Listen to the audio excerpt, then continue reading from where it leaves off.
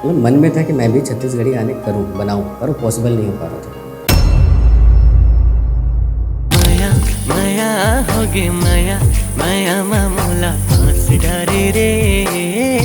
क्योंकि इतना बड़ा फाउंडेशन है, कहीं ना कहीं ऑडियो ही इतना बड़ा होता तब जाके आप उस पर इमारत खड़ी करते हो, एक नींव है वो। अभी जैसे कि मैंने बताया कि माया माया मैंने आधे घंटे में लिखा, आधे घंटे में कंपोज करा। पहली चीज़ तो कॉपी करनी नहीं चाहिए। तोड़ना के गुदना मोर हाथ माली खाऊं रे हाथ माली खाऊं। एहसास करते करते एहसास आया कि मैं छत्तीसगढ़ी लिख सकता हूँ। हाँ, एक चीज़ है कि म्यूज़िक इस तरह जो कम आंका जाता है एज अ वीडियो, कि चीज़ें थोड़ा देसी भी रहे और थोड़ा सा वेस्टर्नाइज रहे।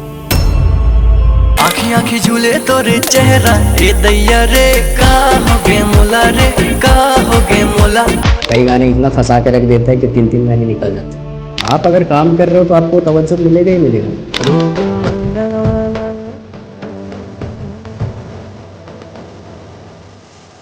मुझे नहीं लगता कि घर उसे चल पाएगा।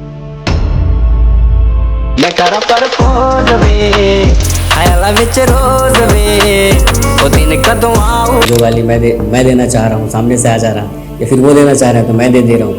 आप अपने आप को जितना इम्पोर्टेंट बनाएंगे उतना इम्पोर्टेंट आप दिखेंगे। यार मेरे खास है जिगर दे पास है नहीं लगदा तेरे बाजों दिल नहीं लगदा बाजों दिल करदे ने प्राउड साडे पिंड वाले मुंडे बसदे ने लाउड। चिल्लम चोट अगल बगल हो ना तो मेरे ख्याल से आप अच्छे से लिख पाएंगे उस चीज़ को। कोरिया का ताड़ा तो सुन मेरा गाना, मुझे नहीं जाना तो बाद में आना, शायर दीवाना है कोरिया। देख के तो लाई से होगे का जादू जैसे बाजे मोला तोरे नखरा जाली रे। मतलब आपको शब्द समझ में भले ना है पर आप उस पर वाइब ले सको। मेरे ख्याल से जितना नया चीज़ अगर पनपा पाएँ तो इससे हमारी म्यूज़िक इंडस्ट्री को बहुत फ़ायदा होगा और मेरा भी फीस है, तो इस पर क्या करूँ। तो नमस्कार दोस्तों, मैं आपका अनुकूल और आज हम एक और न्यू सेशन के साथ में आपके साथ में जुड़ गए हैं। तो कहते हैं माया में लोग फंस जाते हैं, लेकिन दीवान जी ने अपने संगीत के माध्यम से या अपने रचना के माध्यम से ऐसा माया जाल फंसाया जिसमें प्रदेश के पूरे लोग माया में फंसते चले गए। छत्तीसगढ़ी के असली हिट मेकर के साथ आज हम बैठे हुए हैं जिनका नाम दीवान जी है। तो आइए हम दीवान जी से मिलते हैं। जय जोहार, जय छत्तीसगढ़।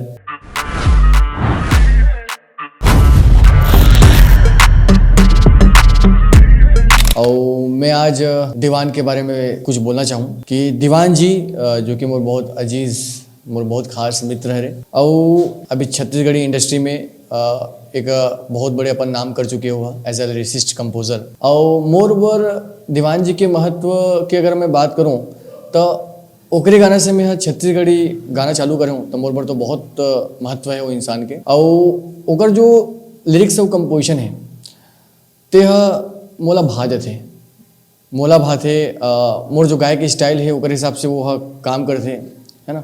मैं ओकर हिसाब से गा देता हूँ, बस यही कॉम्बिनेशन हम दोनों के जुड़े हुए हैं। आगे अगर ग्रोथ की बात करा जाए तो दीवान जी छत्तीसगढ़ी इंडस्ट्री में जैसे धमाल मचाए है वैसे हम साथ में हिंदी पंजाबी हो सकते संबलपुरी वर्जन भी करबो है ना। तो सब वो इंडस्ट्री में वो वैसने धमाल मचाही अपन जो कंपोजिशन है और लिरिक्स के धमाल होकर हर जगह देखे पर मिली।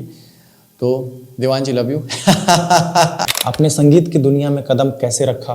ये क्या बचपन से ही आपका रुझान था या फिर अचानक से हुआ? जी बिल्कुल, बचपन से ही संगीत सुनने का हाँ बचपन से ही संगीत सुनने का आदत था। और ऐसे घर में म्यूज़िक सुनते थे तो सुनते सुनते एक अच्छा लगने लगा। और म्यूज़िक कौन नहीं सुनता है, तो बस वहीं से स्टार्ट था सब। तो एज अ आर्टिस्ट आप क्या क्या करते हैं, मतलब कंपोज़र, सिंगर, रैपर? सबसे पहले गाता तो मैं गाना ही था, फिर एक रैप एक टाइम पे बहुत चल रहा था तो फिर रैपिंग का भी शौक़ थोड़ा सा चढ़ गया तो वो भी मैंने कर लिया। फिर लिखने का भी शौक़ था तो मैंने लिख लिया। कंपोज़ करने का शौक़ था, कंपोज़ कर लिया। और अभी जो गाने का है तो गाता भी हूँ, लिखता भी हूँ, कंपोज़ भी करता हूँ। रैपिंग के बाद सिंगिंग का ऐसा था कि मैं बहुत टाइम से मतलब म्यूज़िक सुन रहा हूँ तो गाने का मन करता था, तो धीरे धीरे धीरे गाना चालू हुआ, तो गाने लगा। अब जब गाने लगा तो अब लगा कि मैं तो कोई बहुत बड़ा सिंगर हूँ नहीं, तो मुझे लिख के कौन देगा। तो फिर मैंने थोड़ा टूटा फूटा लिखना चालू करा, कंपोज करना चालू करा, और फिर ऐसे ही टूटा फूटा शब्द में गाने बनाने लगा। और फिर मैं जो मेरा गाने का रुझान था, तो मैं थोड़ा थोड़ा गाने पे लगा। फर्स्ट गाना आपका एल्बम सॉन्ग कौन सा था? यार मेरे खास था, एज अ सिंगर था। यार मेरे खास है जिगर दे पास है, यार मेरे खास है जिगर दे पास है, नहीं रखदा मैं हथियार, नहीं रखदा मैं हथियार, नजर ही काफ़ी होनी है। यार मेरे खास है जिगर दे पास है, ऐसे करके था। तो छत्तीसगढ़ी की तरफ आपका कैसे रुझान हुआ और कब हुआ? देखिए, हूँ तो मैं छत्तीसगढ़िया, तो कहीं ना कहीं ब्लड में तो चीज़ रहती है, तब आज इतना बह रहा है, या फिर मैं ऐसा कुछ कर पा रहा हूँ, क्योंकि कहीं ना कहीं मैं जुड़ा हुआ क्या हूँ यहाँ से। तो लिखने का ऐसा था कि मतलब मन में था कि मैं भी छत्तीसगढ़ी गाने करूँ, बनाऊँ, पर वो पॉसिबल नहीं हो पा रहा था। फिर धीरे धीरे मैंने कोशिश करा, बहुत सारे गाने सुने। और फर्स्ट गाना आपका कौन सा था? फर्स्ट गाना था एक जो मूवी में आया था, अच्छा खासा गाना चला था। कौन सा मूवी था? वो ले चलो अपन दुआरी था। पर जो मुझे एज अ लिरिसिस्ट और कंपोज़र अगर जो पहचान मिली, वो हमारे एक गाना था जो आचार्य साहू जी ने गाया था, और मैंने लिखा कंपोज करा था, गोदना सॉन्ग था। वो गोदना सॉन्ग मतलब वहाँ से एक जो बोला जाए कि एक ग्रैंड ओपनिंग होता है, तो हमारे लिए था। बहुत अच्छा रिस्पॉन्स था वहाँ से मतलब मेरे को ऐसा लगा कि अभी चीज़ें और अच्छा हो सकता है, या फिर हम कुछ और अच्छा कर सकते हैं। क्या सोच के लिखे थे गोदना सॉन्ग को? देखिए, यही है कि एक ट्यून था जो मेरे जहन में था, और ऐसा मतलब कोशिश कर रहा था मैं कि चीज़ें थोड़ा देसी भी रहे और थोड़ा सा वेस्टर्नाइज रहे, तो दोनों को थोड़ा सा मैं ना ब्लेंड करके कुछ चीज़ें बनाने शुरू से मतलब कोशिश यही रहता है कि जब मैं म्यूज़िक बनाऊँ या कंपोज करूँ, लिखूँ, तो मुझे लगता है कि एक पर्टिकुलर इंसान के लिए ना करूँ। अगर मैं ऐसा नहीं चाहता कि गाने सिर्फ यहीं सुने जाए, मैं चाहता हूँ गाने बाहर भी चले, तो बस ऐसा थॉट प्रोसेस रहता है और काम रहता है। गोदना सॉन्ग के 2 लाइन अगर गा दे तो भी आप?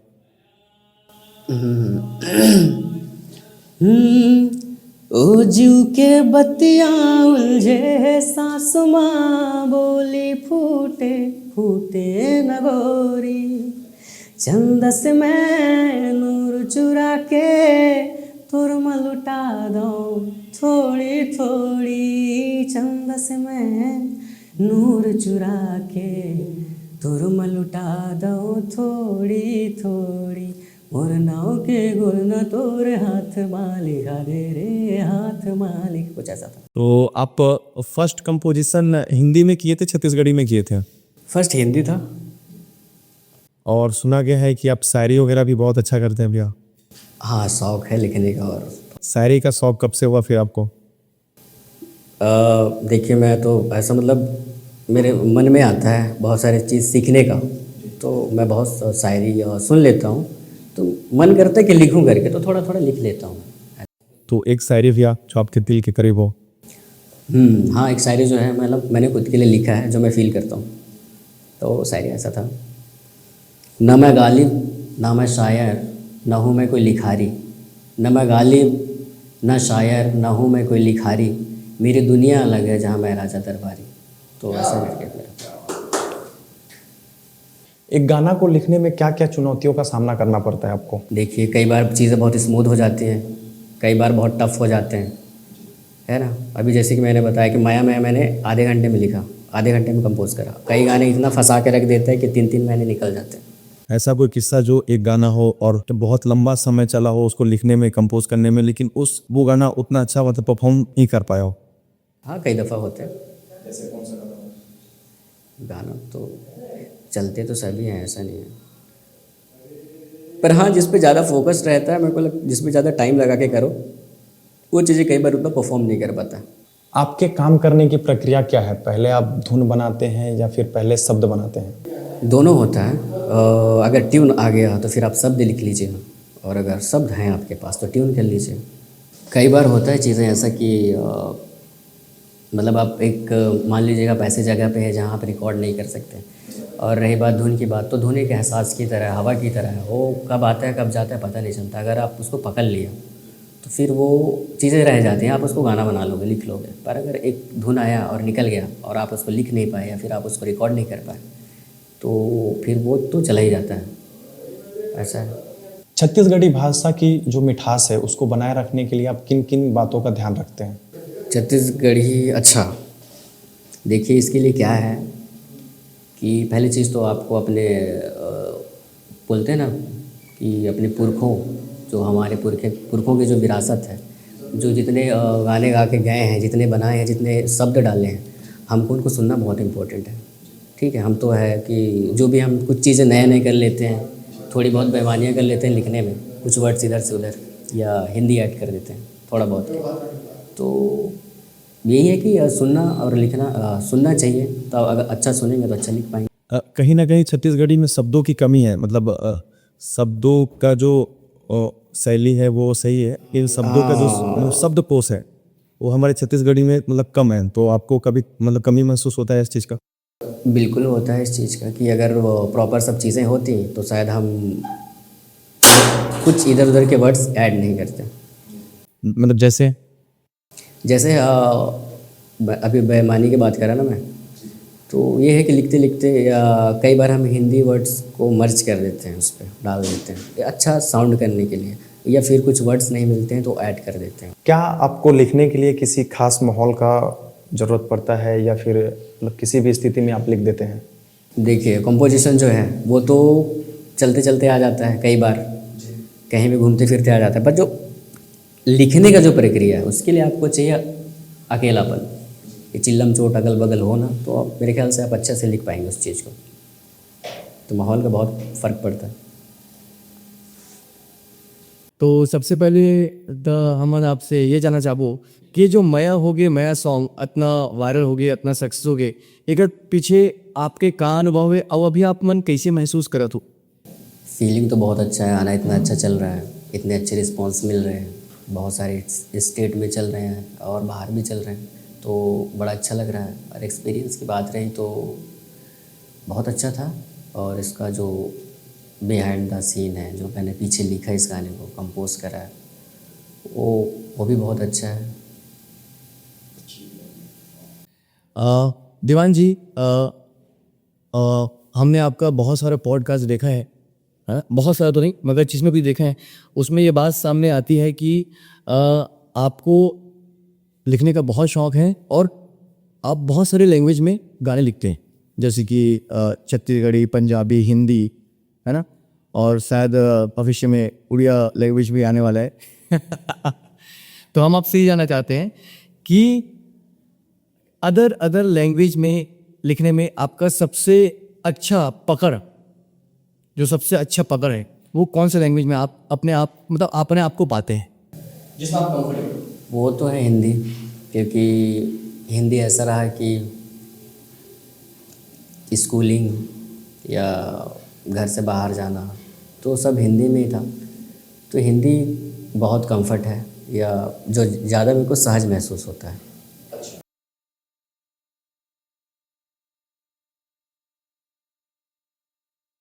अब उसके बाद अचानक से सामने आता है आपका छत्तीसगढ़ी लैंग्वेज।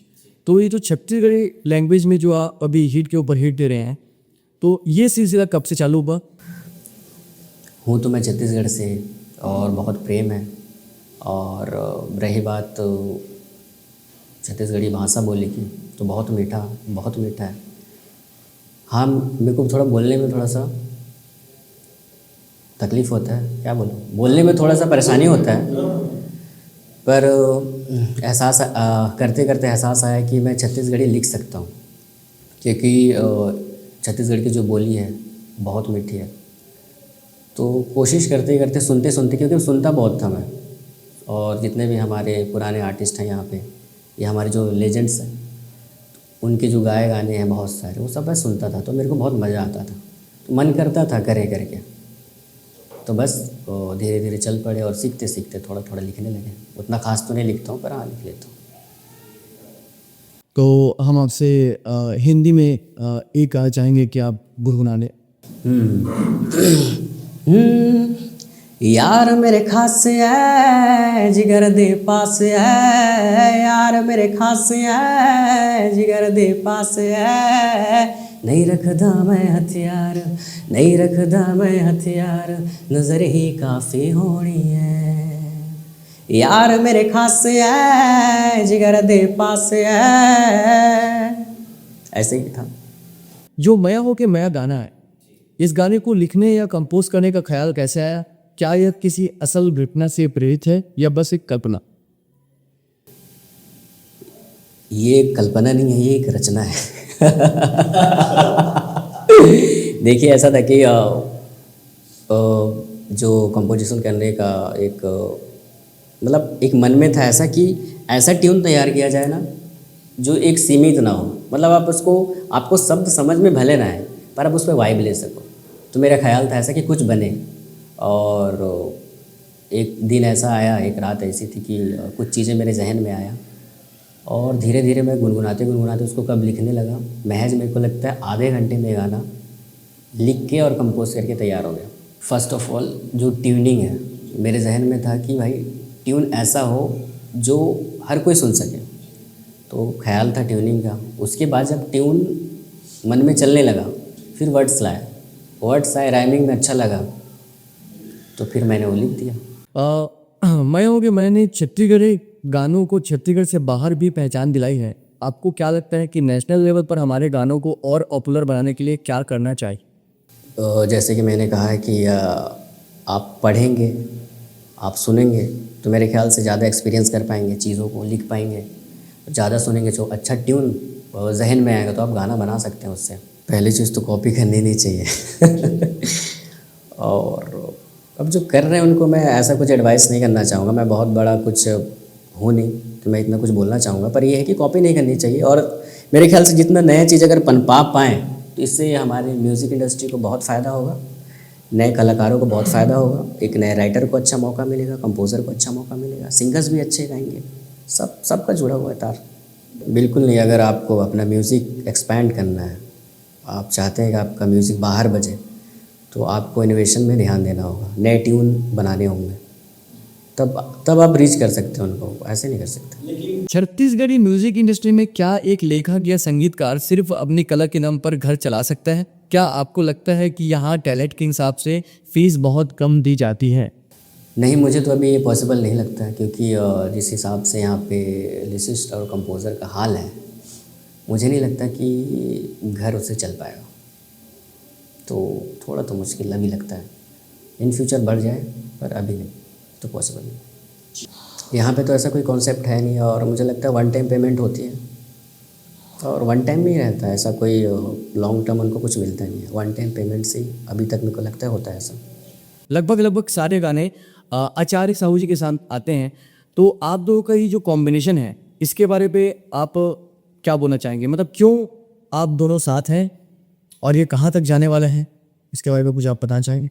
देखिए, सबसे पहले तो आचार्य साहू जी जो हैं वो मेरे बहुत करीबी हैं और बहुत ख़ास है। हमारी जो ट्यूनिंग है एक भाई की तरह है, दोस्त की तरह है ना। और रही बात मेरी साथ में काम करने की, तो ये है कि जो मैं कंपोजिशन बनाता हूँ, जो मैं लिखता हूँ, और वो उनकी जो गायकी है, वो जिस तरह से गाते हैं, तो उनको मेरा कंपोजिशन भाता है और मेरे को उनकी गायकी भाती है। जो ये ट्यूनिंग है वो मतलब कुछ और ही कहता है जब चीज़ें बनती हैं।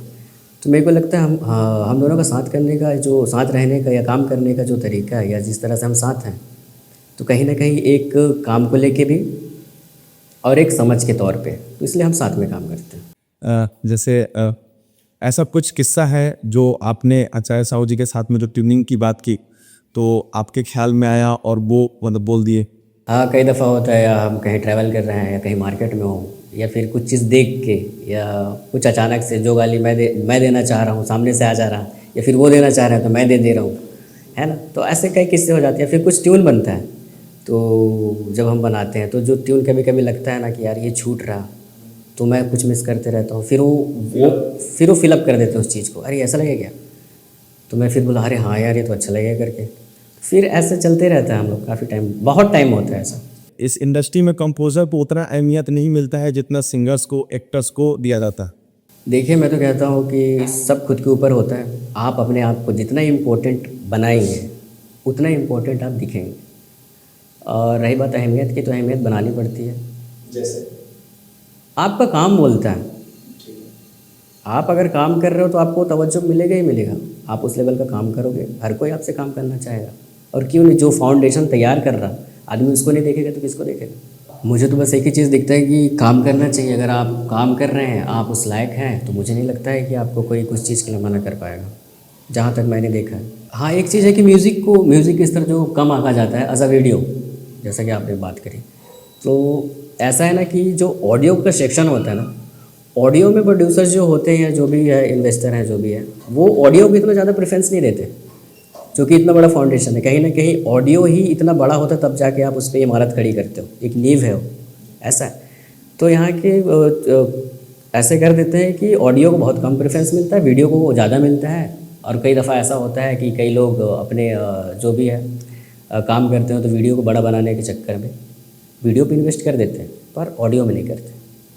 जितने भी हमारे छत्तीसगढ़ के प्रोड्यूसर्स हैं, उनको अगर अपनी बात रखना चाहें एज अ कंपोजर, आप क्या रखेंगे? मैं तो यही कहना चाहूँगा कि जितना आप वीडियो के लिए आप इन्वेस्ट करते हैं, तो उतना ऑडियो पे भी ध्यान दें तो बहुत अच्छा रहेगा, चीज़ें और अच्छा बन जाएंगी। छत्तीसगढ़ के जितने भी प्रोडक्शंस हाउस हैं, उनको अपनी कार्यशैली में क्या बदलाव करना चाहिए जो हमारे कैमरे के पीछे हैं उनको अहमियत मिले? अभी तो उनकी समझदारी है, उनके ऊपर है, उनको हर किसी का ख्याल रखना पड़ेगा। अगर आप कुछ चीज़ें बना रहे हैं, आपसे जुड़े लोग हैं, तो मुझे लगता है कि सबको ध्यान देना चाहिए। आप इक्वल देखेंगे तो शायद आपका काम और अच्छा हो सकता है। तो सब उनके ऊपर है कि आप किसको किस नज़रिए से देख रहे हैं, किसी को छोटा, किसी को बड़ा, आपको इक्वल देखना पड़ेगा, तो चीज़ें अच्छी होंगी। अधिकतर हमारे छत्तीसगढ़ में ये हल्ला है कि दीवान जी बहुत ज़्यादा फीस चार्ज करते हैं। ऐसा कुछ भी नहीं है। देखिए, एक डायरेक्टर का फ़ीस अलग होता है, एक एक्टर का फ़ीस अलग होता है, एक कोई भी कलाकार हो, सबके अपने फ़ीस होती है, और मेरा भी फ़ीस है। तो इस पर क्या ज़्यादा क्या कम, जो जिसको जितना लगता है वैल्यूबल है वो अपना रख लेता है, और मुझे जो लगता है वो मैंने रखा हुआ है। तो हम इस सेशन का अंत करते हैं, और जो आपका जो अभी ट्रेंडिंग चल रहा है मया मया, तो उसका 2 लाइट। बिल्कुल बिल्कुल। ओ माया माया हो गे माया, माया मोला फांस डारे रे, हो गे माया जोड़ी माया, माया मोला फांस डारे ना।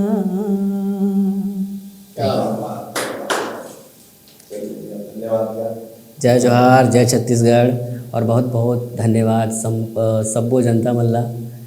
और जत का भी हमन मन के गाना सुने हैं ओला मोर तरफ से जय जोहार, जय छत्तीसगढ़।